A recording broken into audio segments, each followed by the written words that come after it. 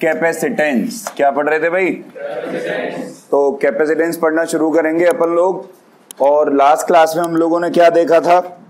हमने सीखा था कि कैपेसिटर क्या होता है भाई। कैपेसिटर बाल्टी होती है किसकी? कैपेसिटर बाल्टी है किसकी? चार्ज की। तो बेसिकली कैपेसिटर एक चार्ज की बाल्टी होती है भाई। हमने फिर ये देखा कि बढ़िया से बढ़िया कैपेसिटर बनाए जाने का क्या तरीका है भाई। बढ़िया कैपेसिटर बनाने का तरीका है कि वो ज्यादा से ज्यादा चार्ज को क्या करे, ज्यादा चार्ज को क्या करे, और उसकी जो एनर्जी है वो फैली हुई हो या एक जगह पे इकट्ठी हो, एक जगह पे इकट्ठी हो, है ना। तो ये दो तीन बातें हम लोगों ने पिछली क्लास में पढ़ ली थी। हम लोगों ने ये भी पढ़ लिया था कि भाई एक कैपेसिटर के अंदर दो प्लेट होती हैं, एक प्लेट पॉजिटिव होगी और दूसरी प्लेट नेगेटिव होगी। नेट चार्ज किसी भी कैपेसिटर पे हमेशा जीरो होता है। ये बात भी हमने पिछली क्लास में जो है बेसिकली पता लगा ली थी। तो अब वहां से आगे की कहानी हम लोग शुरू करेंगे। आज दो तीन डेरिवेशन करवाऊंगा। दो डेरिवेशन तो आज कम से कम मैं तुम्हें करवाऊंगा ही। लिखो जरा, हेडिंग में लिखो, capacitance of a parallel plate capacitor. Capacitance of a parallel plate capacitor. So basically किसी भी पैरेलल प्लेट कैपेसिटर की कैपेसिटेंस अपन लोग कैलकुलेट करने की कोशिश करेंगे। सभी लोग इधर ध्यान लगा के देखें। एक कैपेसिटर हम लोग बना लेते हैं इधर। पहले ये एक प्लेट, ये दूसरी प्लेट। एक प्लेट को पॉजिटिव चार्ज दे दिया गया और दूसरी प्लेट को, इधर ध्यान देंगे सभी लोग, एक प्लेट को पॉजिटिव चार्ज दे दिया गया और दूसरी प्लेट को नेगेटिव। अगर हम इस वाली प्लेट को इंसुलेट कर दें तो कोई समस्या नहीं होनी चाहिए। हम ये लेट कर लेते हैं कि इन दोनों प्लेटों के बीच की जो दूरी है वो d है। Distance between the plates is d, ये हम लोगों ने लेट कर लिया। और साथ के साथ प्लेट का जो एरिया है, the area of plate is a, हमने ये भी लेट कर लिया कि जो प्लेट का एरिया है वो कितना है भाई, a। तो प्लेट के बीच की दूरी कितनी है, d, और प्लेट का एरिया कितना है, a। अब ध्यान लगा के देखा जाए, एज मैं लिख सकता हूं कि E बराबर होना चाहिए V बाई डी। अब ये E क्या है, ध्यान से देखो तो जितना भी इलेक्ट्रिक फील्ड है वो इस कैपेसिटर की प्लेट्स के बीच में होगा।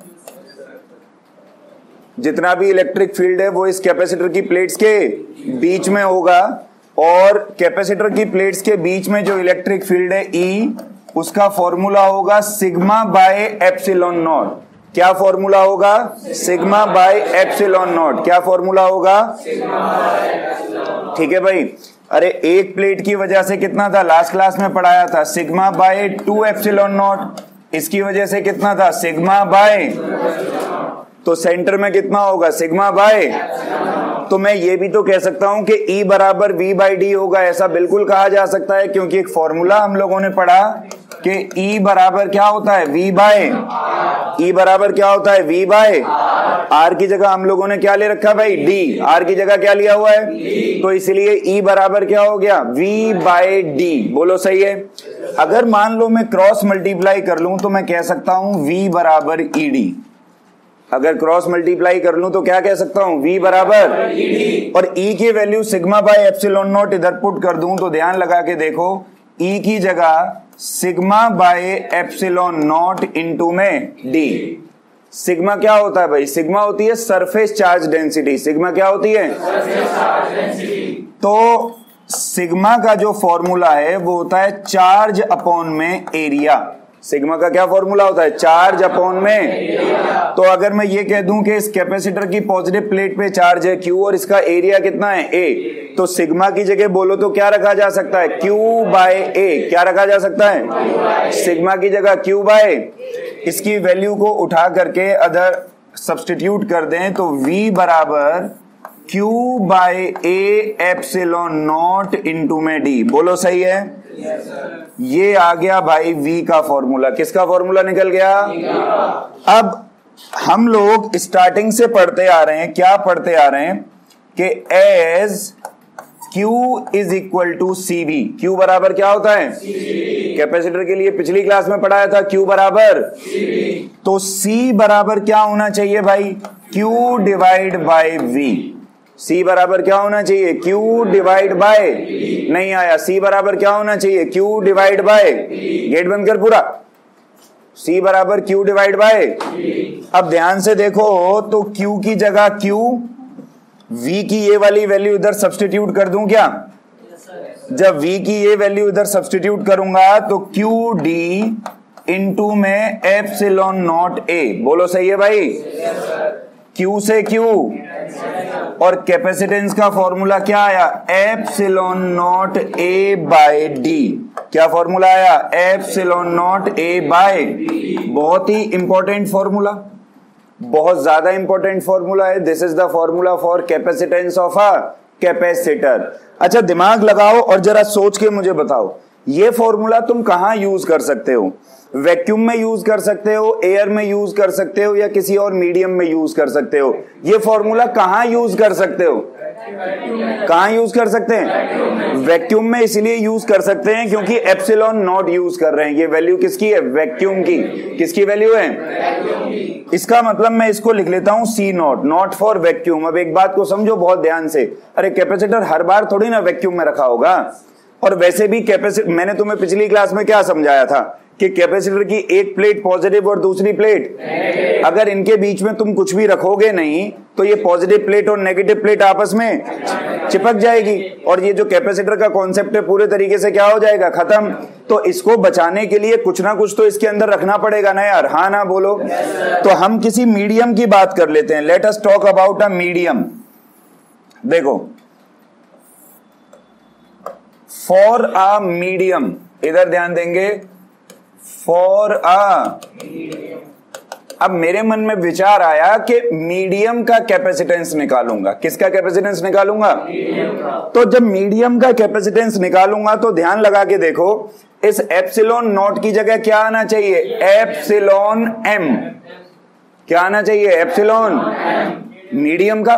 भाई हर मीडियम की परमिटिविटी अलग अलग होती है, तो हम मीडियम की परमिटिविटी यूज करेंगे। क्या आना चाहिए फॉर्मूले में? एप्सिलॉन M इंटू में A डिवाइड बाय, यार हाँ ना तो बोलो, epsilon M A divide by D।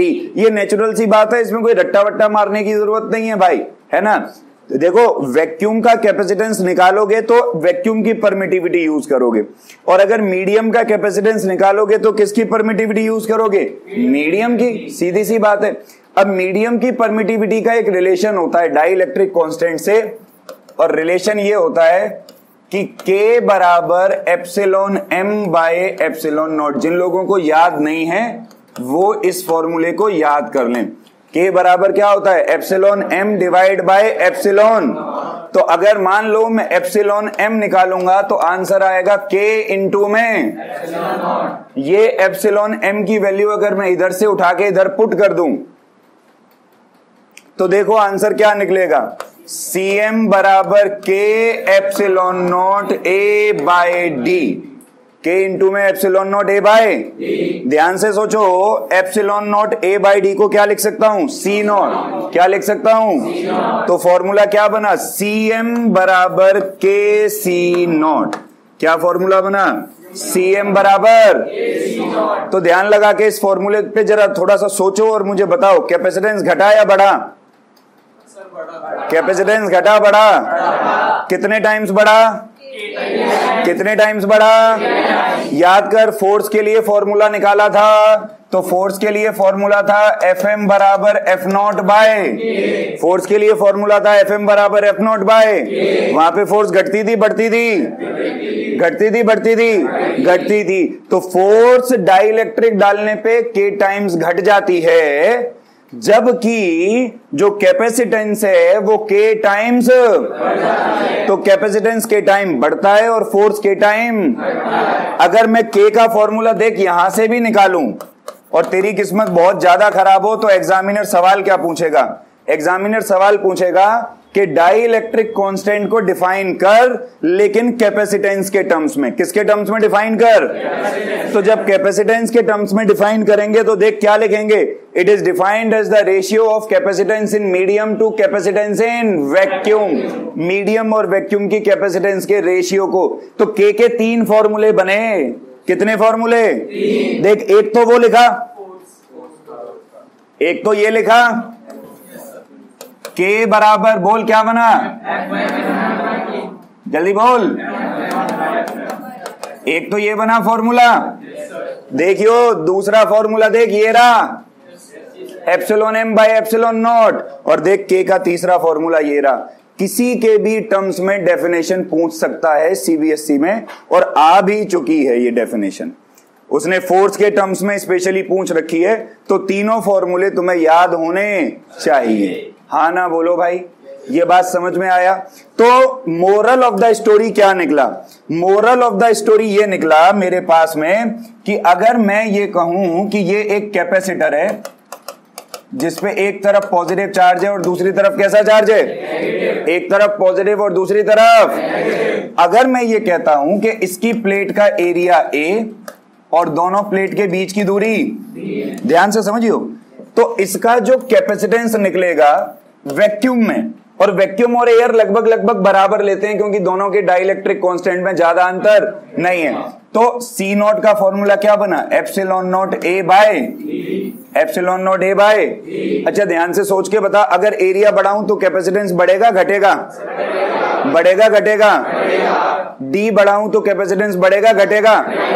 घटेगा ना। और डी घटाने पे, ए घटाने पे, और एप्सिलॉन नॉट ये तो कांस्टेंट है, ये तो क्या है? इसकी वैल्यू चेंज। अच्छा वैक्यूम की जगह कोई मीडियम लगा दूं तो कैपेसिटेंस घटेगा बढ़ेगा? कोई मीडियम लगा दूं तो कैपेसिटेंस घटेगा बढ़ेगा? बढ़ेगा। बात पल्ले पड़ी। कोई भी वैल्यू ले लो, ऐसे ही टाइम पास से कोई भी वैल्यू ले लो। एक जामफल के लिए एग्जाम्पल अगर करना चाहो तो ए की वैल्यू ले लो, चलो 2 मीटर स्क्वायर, और दूरी ले लो चलो 5 मीटर। दूरी कितनी ले लो? मैं कह रहा हूं एक कैपेसिटर है, ऐसा कैपेसिटर है जिसकी प्लेट का एरिया इतना, डी इतना। मैं तेरे से पूछूं बता कैपेसिटेंस निकाल। क्या निकाल? क्या निकाल? कैसे निकलेगा? कैपेसिटेंस का formula epsilon naught A by, तो एप्सिलॉन नॉट की वैल्यू 8.85 10 की पावर -12। एरिया की जगह 2 बटे में आना बोलो। आंसर किस में आएगा? फेराड। आंसर किस में आएगा? लास्ट क्लास में पढ़ाया गया था भाई, कैपेसिटेंस की एसआई यूनिट क्या होती है? फेराड। आंसर किस में आएगा? अगर मैं तुझसे कहूं कि मैंने इस कैपेसिटर के अंदर एक ऐसा मीडियम भरा है जिसकी के की वैल्यू क्या है? के की वैल्यू क्या है? तो अब मैं अगर ये पूछूं कि चल भैया एक काम कर, अब बता दे कैपेसिटेंस कितना होगा, तो कैपेसिटेंस मीडियम क्या इसी का 5 गुना हो जाएगा? तो इसी का 5 गुना हो जाएगा। तो 8.85 10 की पावर -12 2 5 बटे 5 ने 5 को आंसर। हाँ ना तो बोलो। बात पल्ले पड़ी। अगर मैं तुमसे ये कह रहा हूं कि एक कैपेसिटर था, एक क्या था भाई, उसकी इनिशियल कैपेसिटेंस थी 10 पिकोफैराड। कितनी थी? 10 पिकोफैराड। और मैं कह रहा हूं बाद में कोई मीडियम डालने पे उसकी कैपेसिटेंस होगी मान ले 60 पिकोफैराड। कितनी हो गई? 60। अब मैं तेरे से पूछूं कि बता के कितना? के कितना? के कितना? के कितना? 6। के कितना? अरे फॉर्मूला रे, सीएम बराबर, तो के बराबर सीएम अपॉन सीएम की जगह सी नोट की जगह के की वैल्यू। हाँ ना बोलो। ये सवाल सीबीएसई में आया भाई, 1 नंबर में टाइम पास क्वेश्चन। ऐसी फिजिक्स आती है बोर्ड में। हाँ ना तो बोलो। उतार डालो फटाक से, पहले डेरिवेशन फिर सवाल। जल्दी करो। 60 चिल्ला रहा है। मैंने 4 बार पूछा, जब तक सही आंसर नहीं आएगा मैं आगे कैसे बढ़ेगा भाई? एक वो रहा, एक पहला वो रहा F0/FM, दूसरा ये रहा, तीसरा ये रहा। 3 फॉर्मूले होते हैं के।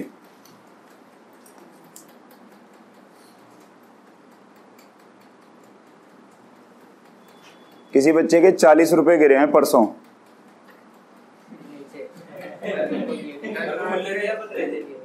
ये तो वो बताएगा जिसके गिरे थे।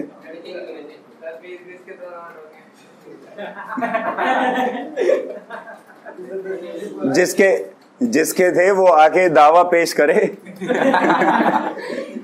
और हाँ, क्लेम तो डालना पड़ेगा ना भाई, फिर हम वेरीफाई करेंगे कि उसको पता तो होगा नोटों की संख्या क्या थी, 5-5 के थे। मुझे पता है, हाँ, मेरे पास आए वो घूम फिर के। किसी के हूं तो भाई आ जाना। चलो ये भी उतारो फटाक से, रिलेटेड क्वेश्चंस में करके लिख लो इसको। कल लिख लिया था, ये नहीं लिखा था, ये कल नहीं पढ़ाया था, ये पढ़ाया था, और वैल्यू सेम नहीं होगी क्योंकि ऑन द स्पॉट बनाए सवाल।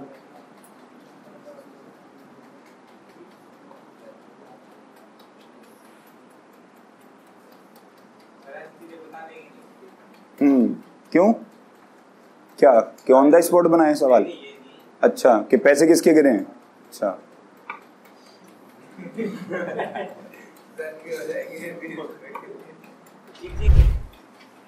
हेडिंग लिखो, energy stored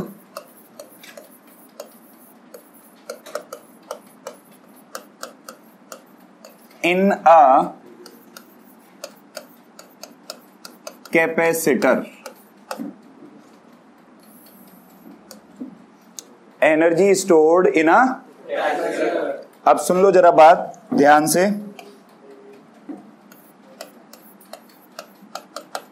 derivation not in syllabus for this years CBSE examination, only formula is in syllabus, but still teachers of some school have already taught this topic.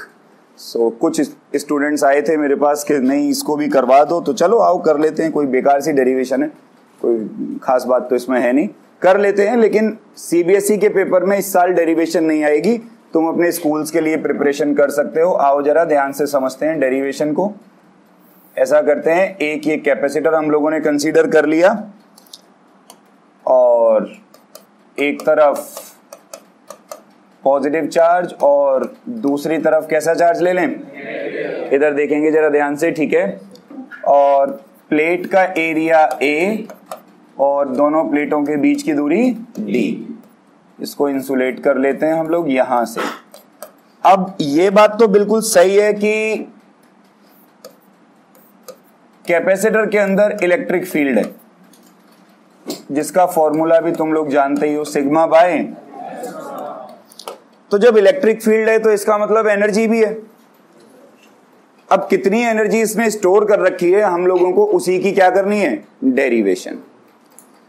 अगर मैं तुमसे कहूं, क्योंकि मैंने पूरा एक लेक्चर इस बात पे निकाला था, मुझे इस कैपेसिटर की एनर्जी पता लगानी है। एनर्जी पता लगाने का क्या तरीका है कार्तिक? कैसे पता लगाऊं इस कैपेसिटर की एनर्जी?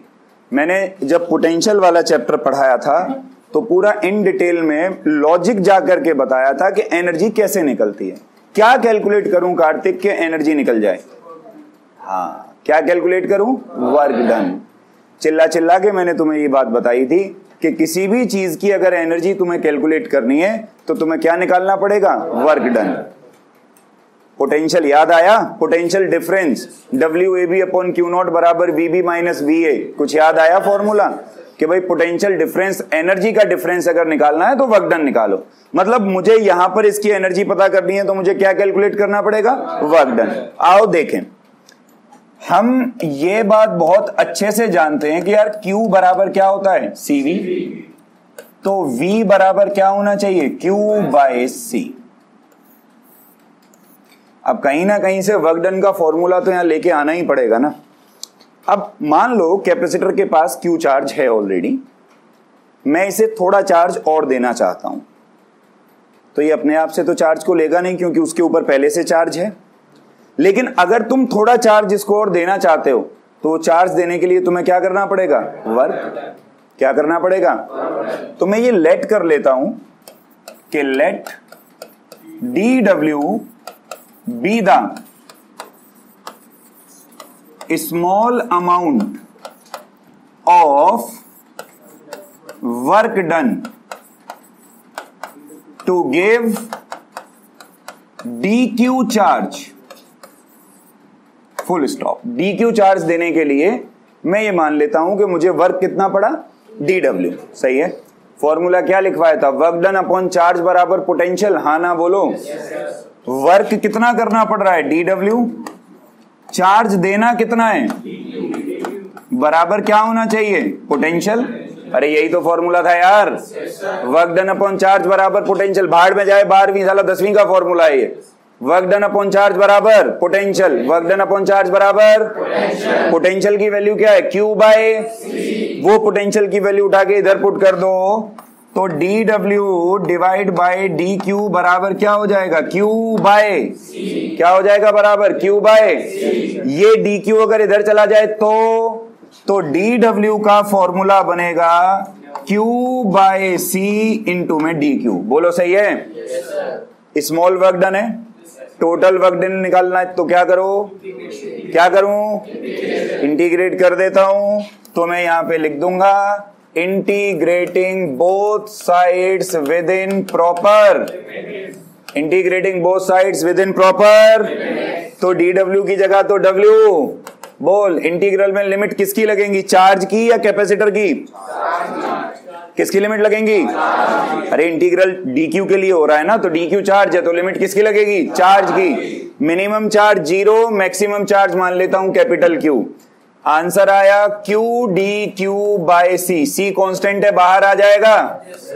अंदर क्या रह गया, 0 से Q, सॉरी 0 से capital Q of Q DQ। बोल सही है। Q DQ का इंटीग्रल बोलो भाई। एक बात मैं तुम्हें बताऊं बहुत अच्छे से, फिजिक्स यहां तक लगी और इसके बाद खत्म हो गई है। इसके बाद की ये जो कहानी है ना, ये मैथ की कहानी है, ये फिजिक्स की कहानी नहीं है। और जिसको ये कहानी नहीं समझ आ रही, मतलब उसको मैथ नहीं आता, सीधी सी बात। इसका फिजिक्स से दूर दूर तक कोई लेना देना नहीं है, प्योर इंटीग्रेशन है। ठीक है। Q DQ का इंटीग्रल क्या होगा, मैथमेटिक्स से ही बता दो।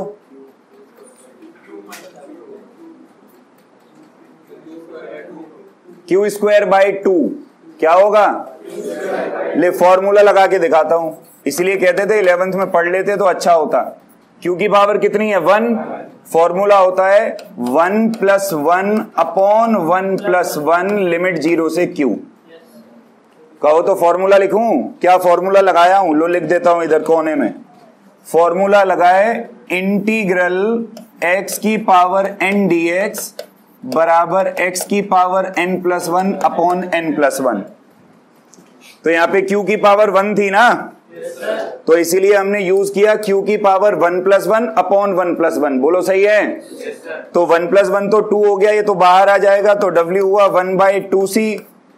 और लिमिट को सॉल्व करने का तरीका, अपर लिमिट माइनस, तो अपर लिमिट Q का स्क्वायर, लोअर लिमिट 0 का स्क्वायर। वर्क डन का फॉर्मूला आ गया Q स्क्वायर बाय 2C। यही आया ना, Q स्क्वायर बाय, हम कहेंगे this work done is stored as energy. यही वर्क डन किसके फॉर्म में स्टोर होता है, तो एनर्जी का फॉर्मूला क्या आया, Q स्क्वायर बाय 2C। क्या फॉर्मूला आया, Q स्क्वायर बाय। एक मिनट जरा ध्यान से देखो, क्या Q की जगह CV रख सकता हूं भाई, क्या Q की जगह, तो Q की जगह CV अगर रखा तो C का स्क्वायर V का स्क्वायर अपॉन 2C। एक C ने एक C को मार दिया, U का फॉर्मूला हाफ CV स्क्वायर। क्या फॉर्मूला आया, सबसे ज्यादा इस्तेमाल में होने वाला फॉर्मूला एनर्जी का, हाफ CV। इधर समझो, क्या C की जगह Q बाय V भी रखा जा सकता है, अरे फॉर्मूला तो वही है Q बराबर CV।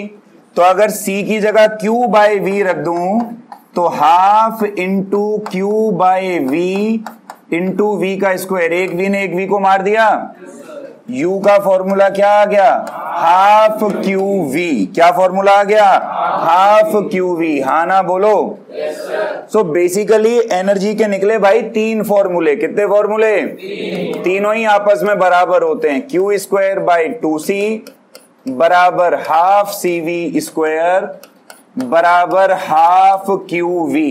कौन सा फॉर्मूला लगाओगे ये इस बात पे डिपेंड करेगा कि क्वेश्चन में क्या वैल्यू तुम्हें दी हुई है। ठीक है, 99% केस में जो फॉर्मूला यूज होता है वो फॉर्मूला ये है, हाफ सी वी स्क्वायर। ये तुम्हें लगभग हर जगह इस्तेमाल होता हुआ दिखाई देगा। क्या ये बात तुम्हें पल्ले पड़ी, हाँ ना बोलो।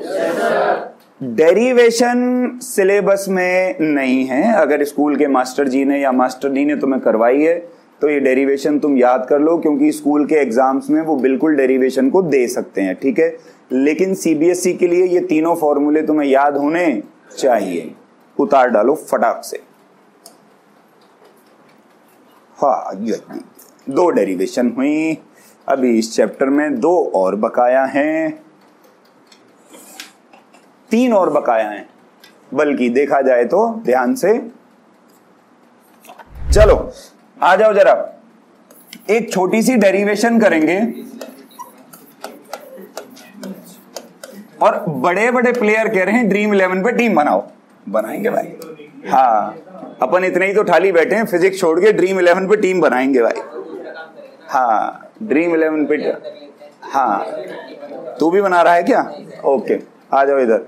एनर्जी डेंसिटी, अच्छा इसके बारे में मैं श्योर नहीं हूं कि ये सिलेबस में है या नहीं है। एग्जैक्टली अभी मेरे दिमाग में सिलेबस नहीं है, लास्ट ईयर थी, और अगर हो भी ना हो भी तो भी कोई खास फर्क नहीं पड़ता। 3 लाइन की डेरिवेशन है, समझ लो।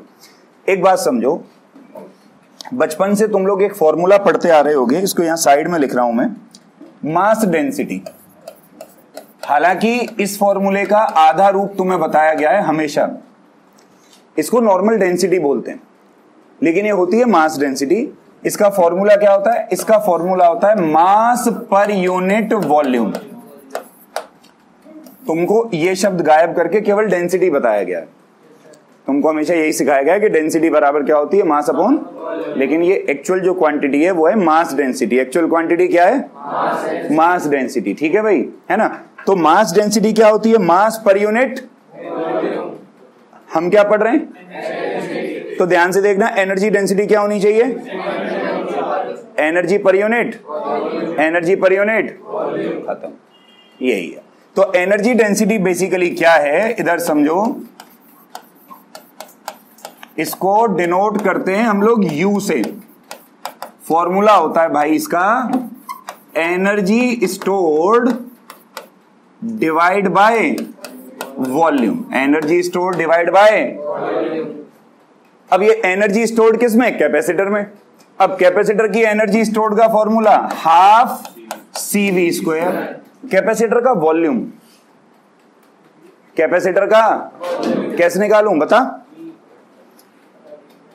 कैपेसिटर का वॉल्यूम कैसे निकालूं,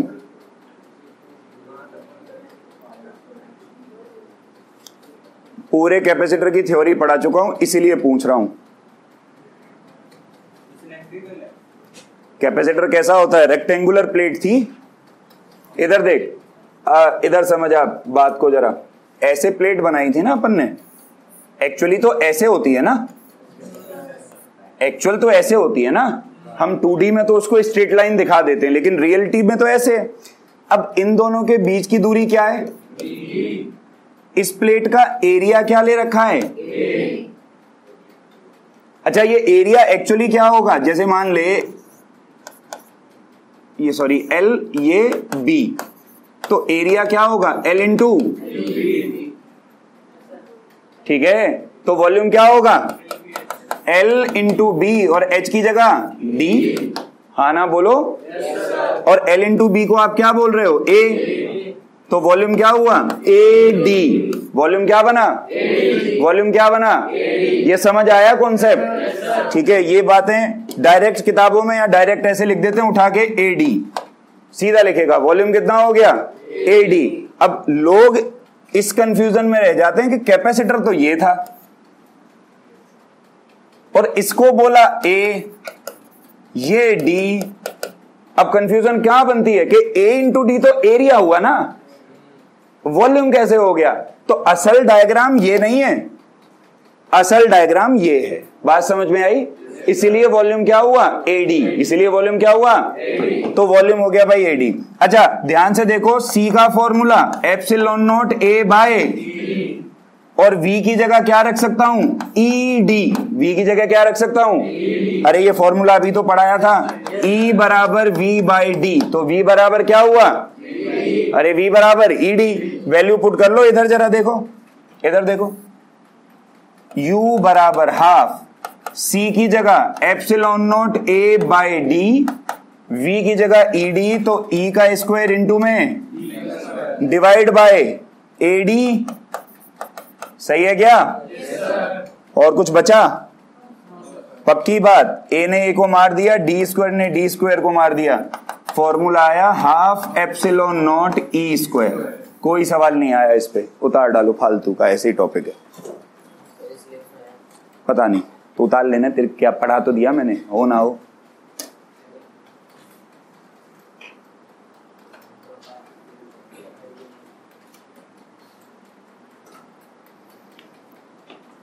याद रखने का तरीका यह है कि जैसे मास डेंसिटी होती है मास अपॉन वॉल्यूम, वैसे ही एनर्जी डेंसिटी होती है एनर्जी अपॉन वॉल्यूम। तो पूरा घोटा मारने की जरूरत ही नहीं है, एनर्जी का फॉर्मूला याद रख लो, वॉल्यूम का फॉर्मूला याद रख लो। ये लिख ले बालक, ये नहीं पढ़ाया था कल, ढूंढ ले, नहीं मिलेगा। सिर्फ तेरे चक्कर में पढ़ा दिया मैंने आज ये। मैं कहता हूं तेरे को बोरियत ना महसूस हो बैठे बैठे, नहीं तो अभी ये एजेंडे में नहीं था ये।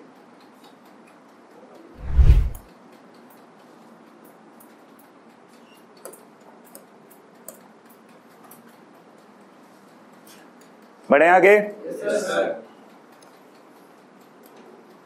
देखो भाई जरा इधर आ जाओ।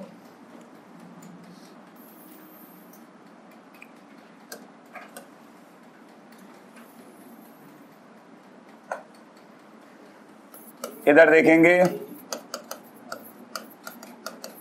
Combination of capacitors. अब तुमको याद आएगी थोड़ी थोड़ी 10वीं क्लास की, जहां पे रेजिस्टर्स को हम लोगों ने सीरीज में और पैरेलल में लगाया था।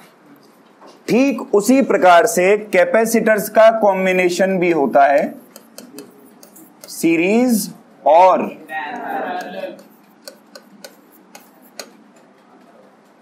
सीरीज कॉम्बिनेशन तब कहा जाएगा जब 1, 2 और 3 कैपेसिटर बैटरी के साथ कुछ इस प्रकार से लगे होंगे। ये C1, ये C2, ये C3, बैटरी का वोल्टेज V। तो जैसे तुम लोग सीरीज में नहीं निकालते थे रेजिस्टर्स में नेट रेजिस्टेंस, वैसे ही यहां पे निकलेगी नेट कैपेसिटेंस। और नेट कैपेसिटेंस निकालने का सीरीज का जो फॉर्मूला है वो है 1/C net is 1/C1 plus 1/C2 plus 1/C3। ये फॉर्मूला बिल्कुल उल्टा हो गया रेजिस्टर्स का। रेजिस्टर्स में ये फॉर्मूला पैरेलल में लगता है, यहां सीरीज में लगेगा। पहली बात। दूसरी बात जो तुम लोगों को याद रखनी है वो ये कि सीरीज कॉम्बिनेशन में चार्ज रिमेन्स सेम। हर एक कैपेसिटर के अक्रॉस चार्ज सेम होगा। अगर बैटरी से टोटल चार्ज आया है Q, तो यहां पर भी Q, यहां पर भी Q, और लेकिन अगर मैं ये कहूं कि इसके अक्रॉस का वोल्टेज V1, इसका V2 और इसका, तो ये ध्यान रखने वाली बात है कि जो टोटल बैटरी का वोल्टेज है V, वो बराबर होगा V1 plus V2 plus V3। याद रखना, इसके बिना सवाल नहीं होंगे। खाली इस फॉर्मूले को याद करने से बात नहीं बनेगी, इन दो के बिना इसके न्यूमेरिकल अब सॉल्व नहीं होंगे। वो न्यूमेरिकल का जमाना गया तुम्हारा जिसमें 2 रजिस्टर लगा लेते थे और तुम लोग चैंपियन बनते थे। यहाँ 10-10, 20-20 कैपेसिटर लगे आएंगे इकट्ठे, और वो सब पे इंडिविजुअली पूंछ मारेगा कि चार्ज निकाल, सबका वोल्टेज निकाल अलग अलग। तो ये दो फॉर्मूले बहुत जरूरी हैं। बिल्कुल ऐसे ही पैरेलल में अगर मैं लगाऊं कैपेसिटर्स को, एक, ये दो और ये तीन,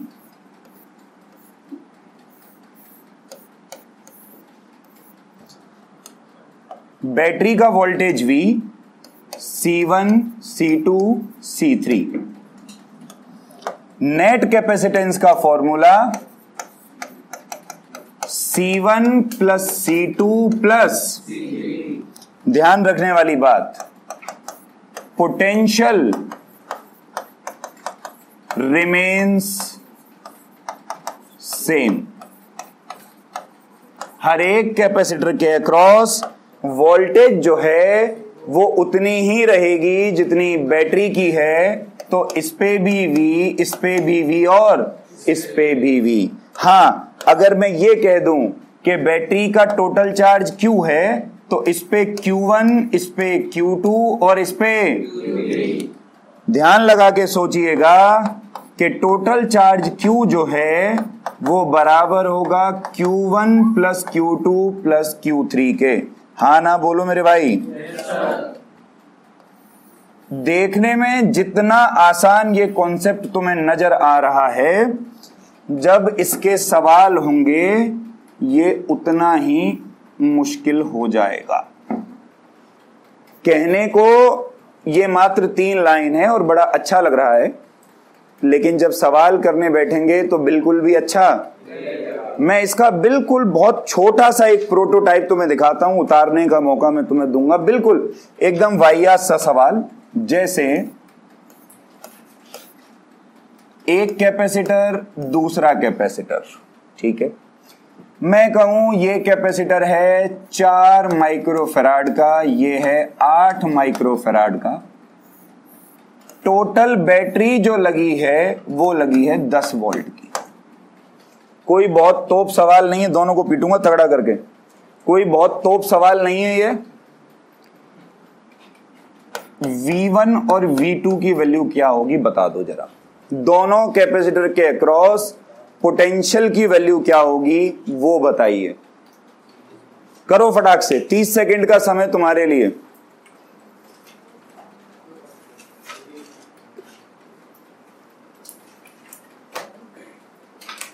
V1 V2 निकालो।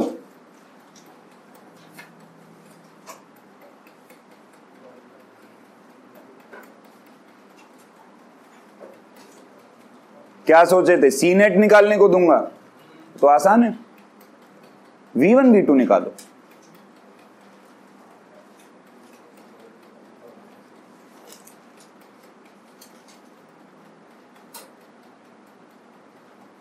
अगली पूरी क्लास इसी प्रकार के न्यूमेरिकल्स में जाएगी, जिनमें या तो वोल्टेज निकालेंगे या कैपेसिटेंस निकालेंगे या कुछ और। पहले ये निकाल दो। पर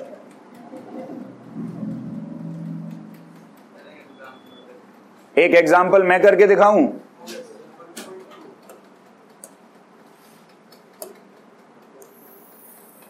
आओ चलो, 2 मेथड बताता हूं सवाल को करने के, और एक सवाल को करने के बहुत सारे मेथड हो सकते हैं।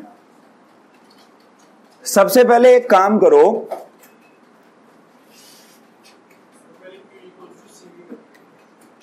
पहले सी नेट निकाल लो इस सर्किट का। क्या निकाल लो? सी नेट निकालें तो 1 बाय सी नेट बराबर होगा 1/4 प्लस 1/, एलसीएम 8, तो सी आया 8/3 माइक्रो। सही है। अब क्योंकि मैं ये बात जानता हूं कि Q बराबर क्या होता है, नेट कैपेसिटेंस है 8/3 और नेट वोल्टेज है 10, Q आया 80/3 माइक्रो कूलम। ये बैटरी का टोटल चार्ज आ गया जो कि था 80/3 माइक्रो। और अभी अभी मैंने क्या सिखाया कि चार्ज क्या रहेगा, सेम, यानी कि इसके अक्रॉस भी 80/3 माइक्रोकूलम और इसके अक्रॉस भी।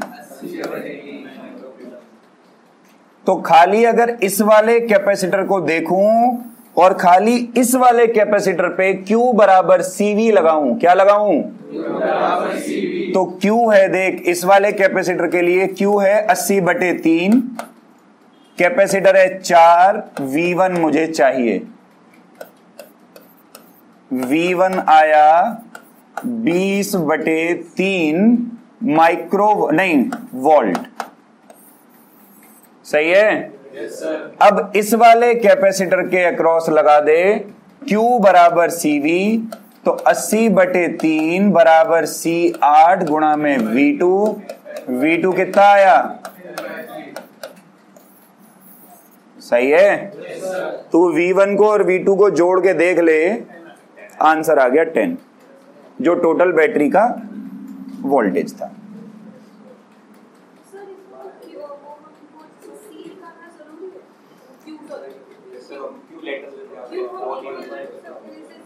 हाँ, एक और तरीका बताता हूं, टाइप 2 मेथड 2।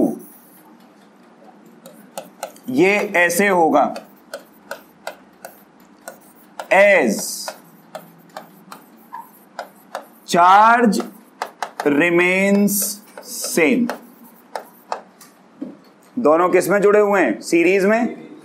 चार्ज क्या रहता है सीरीज में, यानी कि Q1 बराबर क्या होगा, और Q बराबर क्या होता है, CV, तो यानी कि C1 V1 बराबर क्या होगा, C2। देख जरा, C1 की जगह 4, V1 मुझे पता नहीं, C2 की जगह 8, V2 मुझे पता नहीं, तो V1 बराबर आया 2V2। V1 बराबर क्या आया, अब तू ध्यान लगा के देख, मैंने फॉर्मूला बताया था कि टोटल बैटरी का वोल्टेज V है, इसको अगर जोड़ूंगा तो किसके बराबर आएगा, V1 के, और तो टोटल बैटरी का वोल्टेज 10, V1 की जगह 2V2 प्लस V2 10 बराबर 3V2, और V2 बराबर क्या आ गया, 10/3, आंसर सेम। और यहां से अगर V1 भी निकालेगा तो वो भी क्या आएगा, 20/3। यहां बिना चार्ज निकाले ही क्वेश्चन को कर दिया, और यहां पे मुझे चार्ज निकालना पड़ा। यहां पे ये थोड़ा लेंथी मेथड हो गया भाई, क्यों, क्योंकि मेरे को पहले C नेट निकालना पड़ा, उसके बाद में मेरे को Q नेट निकालना पड़ा, फिर मैंने दोनों के अक्रॉस फॉर्मूला लगाया। और अगर खाली वोल्टेज ही पता लगाना है तो फिर तो ये बेस्ट मेथड है, हाँ ना बोलो। पल्ले पड़ा कैसे किया, उतारो, 1 मिनट इससे पहले ये उतारो फॉर्मूला।